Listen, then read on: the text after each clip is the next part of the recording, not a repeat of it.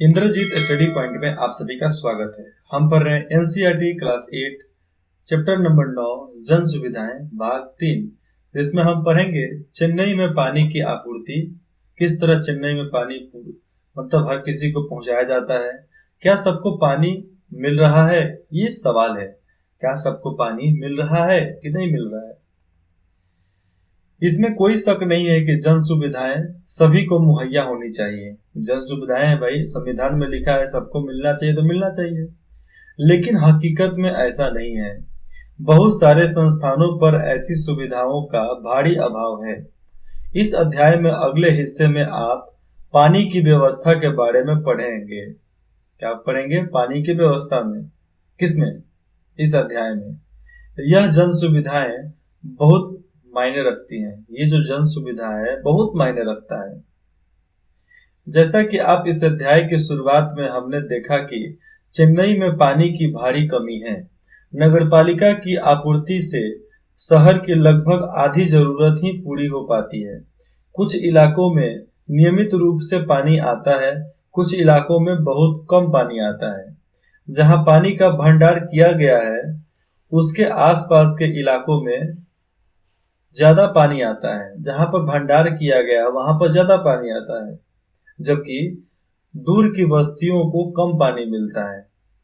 जहां पर भंडार किया रहेगा वहां पर तो ठीक है भैया, सबको पानी मिल जाएगा, लेकिन वहां से जो दूर इलाका है वहां पर तो पानी उतना नहीं मिल पाएगा। अब हार्वेस्टिंग वाटर ऐसा ही घर बन रहा है। मतलब घर बनाओ तो एक टंकी जरूर बनवाओ जिसमें बरसात का पानी डाल सको। भले वो पानी सोखता जैसा टंकी जैसा होना चाहिए। पानी जितना भी बरसात का है उसमें भर जाए, और वो पानी का इस्तेमाल होता है किसमें? हाथ पैर धोने वगैरह में निकाल कर होता है। तो आप इधर नहीं देख पाते हो ना, लेकिन राजस्थान, गुजरात, मुंबई वगैरह में जाओगे तो आपको दिल्ली तरफ मिल जाएगा। जल आपूर्ति में कमी का बोझ ज्यादातर गरीबों पर पड़ता है। किस पर पड़ता है? ज्यादातर गरीबों पर पड़ता है, क्योंकि गरीब ही मुहैया पानी को खरीद नहीं सकते हैं। उनको तो नगर पालिका के पानी से ही काम चलाना पड़ता है। जब मध्यम वर्ग के लोगों के सामने पानी की किल्लत पैदा हो जाती है तो वह इस वर्ग के लिए ज्यादा आसानी से इसका हल ढूंढ लेते हैं। वे बोरवेल खोद कर, टैंकरों से पानी खरीद कर या बोतल बंद पानी खरीद कर अपना काम चला सकते हैं। गरीबों को दिक्कत है, मिडिल क्लास में जो होता है, मध्यम वर्ग में, वो बोरवेल हला लेंगे, चापाकल या बोरिंग हला लेंगे, उससे पानी हो जाएगा। नहीं तो टैंकर बुला लेंगे, नहीं तो पानी खरीद कर पी लेंगे, नहीं तो बोतल बंद पानी पी लेंगे। लेकिन जिसके पास पानी खरीदने का भी पैसा नहीं हो वो कहाँ जाएगा भैया। ये देखो एक लड़की किस तरह लड़की नहीं, औरत है। औरत किस तरह पानी निकाल रही है गड्ढे में से। ग्रामीण इलाकों में मनुष्यों और मवेशियों, जो आदिवासी के क्षेत्र में आते हैं, सबसे निचले एरिया में, जिसको अनुसूचित जनजाति बोलते हैं। मवेशियों का मतलब समझ लो जो पशुपालन करते हो, दोनों के लिए पानी की जरूरत पड़ती है। यहाँ कुआं, हैंडपंप, तालाब और कभी कभार छत पर स्थित टंकियों से पानी मिलता है। इनमें से ज्यादातर निजी स्वामित्व में है, मतलब सब किसी का निजी है, अपना अपना। शहरी इलाकों के मुकाबले ग्रामीण इलाकों में सार्वजनिक जलापूर्ति का और भी ज्यादा अभाव है। जो सार्वजनिक जलापूर्ति जो है वो गांव में बहुत ज्यादा दिक्कत है। देखो जो अमीर है वो काम करे, कुछ गरीब इलाकों में वो हैंडपंप हलवा दे, बोरिंग हलवा दे, और जहां जहां हलवा दे एक बार चेक कर ले 1-2 महीना में क्या स्थिति है वहां का। अच्छा है तो ठीक है, नहीं तो फिर बनवा देगा। किसी को पानी पिलाना सबसे बड़ा पुण्य का काम है। हम कहीं भी जाते हैं तो हम बोतल में 1 बोतल पानी जरूर लेकर जाते हैं बैग में। किसी को भी दिक्कत होता है तो हम उसे पानी जरूर देते हैं। अगर कहीं हम सफर करते हैं तो कुछ खाना एक्स्ट्रा लेकर सफर करते हैं, कि कोई पैसा मांगे तो हम उसे पैसा ना दे, उसको खाना दें। क्योंकि पैसा देंगे तो कुछ क्या कर देगा, क्या खाएगा वो पता नहीं, लेकिन जो खाना हम खा रहे हैं वही खाना अगर वो खा लेगा तो उसका पेट जरूर भर जाएगा। फिर आगे देखते हैं, पानी की उपलब्धता मतलब पानी मिलना, उपलब्धता के अलावा कुछ ही इलाकों में सुरक्षित पेयजल तक पहुंच है। मतलब पानी के अलावा कुछ ही मतलब ऐसे जगह है जहां पर पीने वाला पानी मिल सकता है जिससे पिया जा सकता है। मैं कोई भी घर बनवाऊंगा तो उसके आगे एक या दो नल तो जरूर रखूंगा जिसमें चौबीसों घंटा पानी मिलेगा। यह मेरा थीम है। यह इस पर निर्भर करता है कि कोई व्यक्ति कितना खर्च कर सकता है। इस तरह संपन्न तबके के पास ही ज्यादा विकल्प होते हैं। जो संपन्न है उसी के पास विकल्प होता है कि हम पानी कहाँ कहाँ से पी सकते हैं, कहाँ से नहीं पी सकते हैं। वे बोतल बंद पानी और जल शोधक उपकरणों के सहारे साफ पानी का इंतजाम कर सकते हैं। और जो अमीर है वो बोतल बंद पानी पी लेंगे। जिस तरह विराट कोहली 30,000 का बोतल पीते हैं, एक बोतल 1 लीटर पानी का उनका कीमत है 30,000 रुपया। क्या है, कमाता है, अमीर है, दौलत वाला है तो पानी पी सकता है भैया। हम लोग तो 30,000 में कोई पीढ़ी तक हम लोग का पानी पी लेगा। हमारा पानी का बिल आता था 600-700 रुपया जब हम किराए पर रहते थे तो बोतल वाला पानी आता था तो 600 रुपया उसका पैसा लगता था पानी का महीने का। 600 कभी 500 कभी 700 ऐसे जाता था पानी के हिसाब से। कोई गेस्ट आ गया तो पानी ज्यादा पी लेगा, इसलिए पानी ज्यादा आता था। परंतु गरीब इस सुविधा से वंचित रह जाते हैं और जितने गरीब हैं इस पानी के वजह से वह पानी से वंचित रह जाते हैं। लिहाजा ऐसा लगता है कि जिन लोगों के पास पैसा है उन्हीं के पास पानी पीने का अधिकार भी है। ऐसा कभी कभी लगता है। यह स्थिति पर्याप्त और स्वच्छ पेयजल उपलब्ध कराने के लक्ष्य से बहुत दूर है। और ये जो स्थिति है पर्याप्त और स्वच्छ मतलब साफ पानी पीने वाला हर किसी को उपलब्ध करा दिया जाए, मतलब दे दिया जाए, यह भी बहुत दूर की बात है, बहुत मुश्किल वाला काम है। लेकिन मुश्किल भी नहीं है, बहुत आसान है, लेकिन करना पड़ेगा। उसके लिए करोगे तो सब ठीक है। जिस तरह यहाँ पर है, यह स्थिति पर्याप्त और स्वच्छ पेयजल पीने वाला साफ पानी उपलब्ध कराने के लक्ष्य से बहुत दूर है। क्योंकि पर्याप्त स्थिति उस समय नहीं थी, लेकिन आज बदल गया है। आज सब जमाना बदल रहा है, इसलिए कोई दिक्कत नहीं है। किसानों से पानी छीनना, किसानों से किस तरह पानी छीना गया उसके बारे में देखिए। पानी की कमी ने निजी कंपनियों के लिए मुनाफे के लिए रास्ते खोल दिए हैं। पानी की कमी ने निजी कंपनियों के लिए मुनाफे का रास्ता खोल दिए हैं। बहुत सारी निजी कंपनियां शहर के आसपास के इलाकों से पानी खरीद कर शहरों में बेचती हैं। गांव से पानी लाए शहर में बेच दिए। चेन्नई का एक जगह है जिसका नाम है मामंदूर, पालूर, करुण घिची जैसे कस्बे और शहर के उत्तर में स्थित गांव से पानी लाया जाता है। 13,000 से भी ज्यादा टैंकर इस काम में लगे हुए हैं। पानी लाओ बेचो, पानी लाओ बेचो। हर महीने पानी के व्यापारी किसानों को पेशगी रकम देते हैं। किसानों को पेशगी एक रकम, मतलब जो लिमिट उन लोगों का सेट है कि हम इतना रुपया देंगे, उतना रुपया दे देते हैं ताकि वे किसानों की जमीन से किसानों के जमीन से पानी निकाल सके, इसलिए वो पानी पैसा दे देते हैं। इस तरह न केवल खेती का पानी छीना जाता है बल्कि गांवों के लिए पीने के पानी की आपूर्ति भी कम पड़ने लगती है। क्योंकि यार जमीन से कितना पानी निकालोगे? 13,000 टैंकर है, एक टैंकर में करीबन 5,000 लीटर पानी अटता है, ठीक है। और बड़ा वाला टैंकर में 15,000 पानी अटता है, 15 से 20,000। तो 13 में 20 से गुना करो तो कितना होता है? 13 दूना 26, करीबन ये कई लाख लीटर हो गया पानी। उतना लाख लीटर पानी रोज निकाला जा रहा है, तो पानी कहाँ से आएगा? नतीजा यह है कि इन सारे कस्बों और गांवों में भूमिगत जल स्तर बहुत बुरी तरह गिर जाता है और भूमिगत जो जल स्तर है बहुत नीचे चला जाता है, जो नहीं इन लोगों को मिल पाता है, नहीं कि उन लोगों के गांव वाले को मिल पाता है। नदियों पर कितना भरोसा करोगे भाई? नदियां कितना देगी? लेकिन सरकार को भी देखना चाहिए कि नदी के पानी को गांव गांव तक पहुंचाएं जिसके वजह से भूमिगत स्रोत उसको बना रहे और भूमि हरा भरा रहे। लेकिन पैसा है, पैसा कमाने के चक्कर में लोग देश को बर्बाद कर दे रहा है, बेच दे रहा है। विकल्पों की तलाश।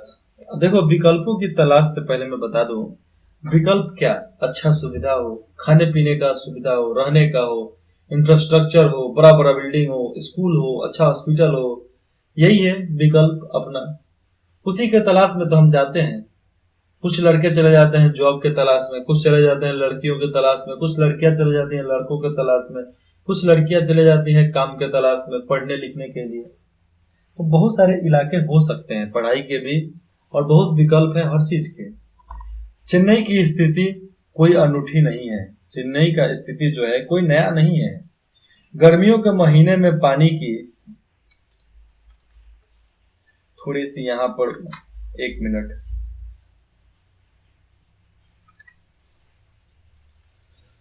गर्मियों के महीने में पानी की कीमत का यह हाल देश के दूसरे शहरों में भी दिखाई देने लगती है।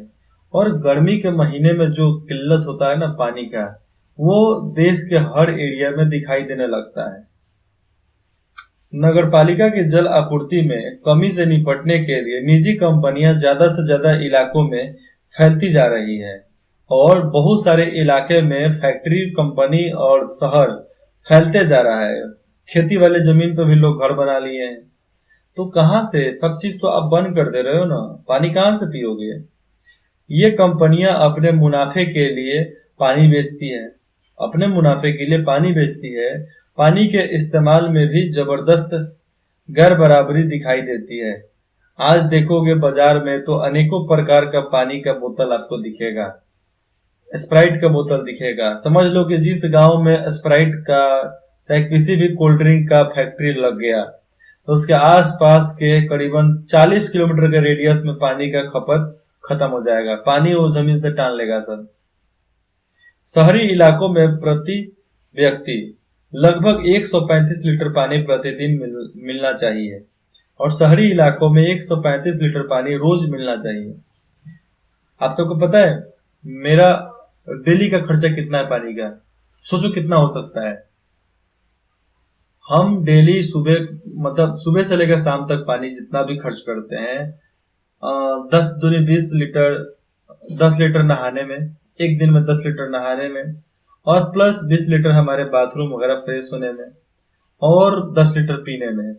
10 लीटर पानी पीना पड़ता है, वर्कलोड ज्यादा है इसलिए। ऐसे 7 लीटर ही पिया जाता है, लेकिन हमारे स्टाफ भी तो है ना, तो स्टाफ को भी हम अपने में ही लेते हैं। तो करीबन 50 लीटर पानी का इस्तेमाल दिन भर में हम करते हैं। मुश्किल से मुश्किल, नहीं तो 40 लीटर बहुत ज्यादा हो गया। हमारे के लिए केवल 50 लीटर पानी पर्याप्त है बस। एक दिन कपड़ा साफ करना है, कपड़ा साफ करना है तो समझ लो 60 लीटर पानी एक्स्ट्रा लगेगा। पानी की यह मात्रा लगभग 7 बाल्टी के बराबर है। हम कपड़ा जब साफ करते हैं 3 बाल्टी पानी लगता है, चाहे कितना भी कपड़ा हो। 7 बाल्टी के बराबर है। शहरी जल आयोग ने यह मात्रा तय की है कि हर व्यक्ति को 135 लीटर मिलना चाहिए। ठीक है, प्रति व्यक्ति 20 लीटर पानी एक बाल्टी भी नहीं मिलता। शहरी जल आयोग ने एक लिमिट तय किया है, लेकिन झुग्गी बस्तियों में लोगों को रोजाना प्रति व्यक्ति 20 लीटर पानी भी नहीं मिलता। दूसरी तरफ आलीशान होटलों में रहने वाले लोगों को रोजाना 1600 लीटर से लेकर 1600 मतलब 80 बाल्टी तक पानी मिलता है। क्यों? पैसा खर्चा करता है ना भैया, रुपया डालता है, रुपया देता है। एक दिन होटल में मतलब बड़े बड़े होटल में 5 स्टार में रहोगे ना, तो एक दिन का 15,000 रुपया देना पड़ेगा 24 घंटा के लिए। और छोटे मोटे में रहते हो तो 2200 रुपया, 2500 रुपया, 3000, 4000 इस तरह खर्चा लगता है होटल का। मैं गया था जब मुंबई, तो हम करीबन 1400 रुपया दिए थे 24 घंटा के लिए। 24 घंटा से भी कम ही रहे थे, लेकिन 24 घंटा का 1400 रुपया। और दूसरे होटल में जाते हैं तो मेरे को 4500 रुपया देना पड़ता था। लेकिन हमारे पास बजट था, लेकिन हम ये भी समझना चाहते थे कि दिक्कत क्या होती है, कैसा कैसा दिक्कत होता है, इसलिए हम 1400 वाले में रह गए। ऐसे हमको आलीशान एरिया में रहना पसंद नहीं है, लेकिन फिर भी मेरा भी कुछ थीम है कि हम हर किसी की मदद कर सकूं। आप सभी का भी थीम होना चाहिए, मतलब ये मकसद होना चाहिए, डिजायर होना चाहिए कि अपना नहीं दूसरे के लिए काम करना है। किसके लिए? अपना, पहले अपना फायदा छोड़ो, दूसरे के फायदे के लिए काम करो। यही नीति होती है इंसानियत की, यही नीति होती है प्रगति की। अगर तुम्हें तेजी से आगे बढ़ना है, फल फूल अपने आप को अमीर बनाना है, तो अपने से पहले दूसरे को देखो, तभी तुम अमीर बनोगे। नगर पालिका के जरिए जल आपूर्ति में कमी को, नगर पालिका के जरिए जल आपूर्ति में जो कमी होती है, कमी को अक्सर सरकार की नाकामयाबी मानी जाती है। कुछ लोगों की दलील है कि चूंकि सरकार जरूरत के हिसाब से पानी मुहैया नहीं करवा पा रही है और बहुत सारे शहरी जल विभाग घाटे में चल रहे हैं, इसलिए जल आपूर्ति का काम निजी कंपनियों को सौंप दिया जाना चाहिए। उन्हें लगता है कि निजी कंपनियां ज्यादा बेहतर काम कर सकती हैं। निजी कंपनियां तो और चटोर होती है और चटाखोर होती है, वो कैसे काम करेगी? अगर हर चीज को प्राइवेट कर दिया जाए तो आप सभी को ये सुविधा मिल जाएगा, लेकिन प्राइवेट करते हैं तो गरीबों को दिक्कत हो जाएगा। हम कुछ भी, आज सब चीज प्राइवेट है। अगर किसी भी गरीब को कुछ बनवाना है, कोई भी जिसको मतलब साइबर कैफ में जाने का खर्च नहीं है, अगर वो कहीं भी जाता है तो लाइन लगाता है। और जो अफसर है, बैंक कर्मचारी, चाहे जो उस काम को पूरा करते हैं, वो अकड़ में बोलते हैं हम हैं, हम करेंगे, ये हम करते हैं, ऐसे वो अकड़ में बोलते हैं। तो इस अकड़ को भी खत्म करना है ना। मूलभूत अधिकार में यह भी है कि कोई हमें अकड़ दिखा रहा है तो दीवानी केस कर दो, बस उनकी भी दलील निकल जाएगी क्या बोलना चाहते थे। जैसा कि आपने भारतीय संविधान के आगे अभी तक 8 चैप्टर पढ़ चुके हो ना। 8 चैप्टर में तो कितने कॉन्स्टिट्यूशन जान गए, कितने संविधान के बारे में जान गए हो। इस दलील की रोशनी में निम्नलिखित तथ्यों पर विचार कीजिए। दुनिया भर में जल आपूर्ति की जिम्मेदारी सरकार पर रही है। किस पर रही है? सरकार पर। निजी जल आपूर्ति व्यवस्था के उदाहरण बहुत कम हैं। दुनिया में कई ऐसे क्षेत्र हैं जहां सार्वभौमिक जल आपूर्ति सब लोगों तक पहुंच चुकी है। नीचे बॉक्स देखिए, नीचे बॉक्स में आपको साफ दिखेगा, ये देखो, पोर्तो एलेग्रे में सार्वजनिक जल आपूर्ति। ये कोई ब्राजील का शहर है। पोर्तो एलेग्रे ब्राजील का एक शहर है। इस शहर में बहुत सारे लोग गरीब हैं, लेकिन गौर करने वाली बात यह है कि दुनिया के दूसरे ज्यादातर शहरों के मुकाबले यहाँ शिशु मृत्यु दर बहुत कम है। यहाँ नगर जल विभाग ने सभी लोगों को स्वच्छ पीने वाला जल मुहैया करा दिया है। शिशु मृत्यु दर में गिरावट के पीछे यह सबसे बड़ा कारण है। यहाँ पानी की औसत कीमत कम रखी गई है कि पानी आपको सस्ता के सस्ता दाम पर मिल जाएगा, और गरीबों से केवल आधी कीमत ली जाती है। विभाग को जो भी फायदा होता है उसका इस्तेमाल जल आपूर्ति में सुधार के लिए किया जाता है। जल विभाग का काम पारदर्शी ढंग से चलता है, मतलब एकदम निरंतर चलते रह रहा है, कोई विघ्न नहीं है उसमें। विभाग को कौन सी योजना हाथ में लेनी चाहिए, विभाग को कौन सी योजना को हाथ में लेना चाहिए, इस बारे में लोग मिलकर तय करते हैं। जनसभाओं में जनता प्रबंधकों का पक्ष सुनती है और जल विभाग के प्राथमिकताएं तय करने में वोट के जरिए फैसला लेती है। सरकार है फिर भी फैसला लेती है लोगों को सुनकर, लोगों को जानकर, लोगों की दिक्कत समझकर।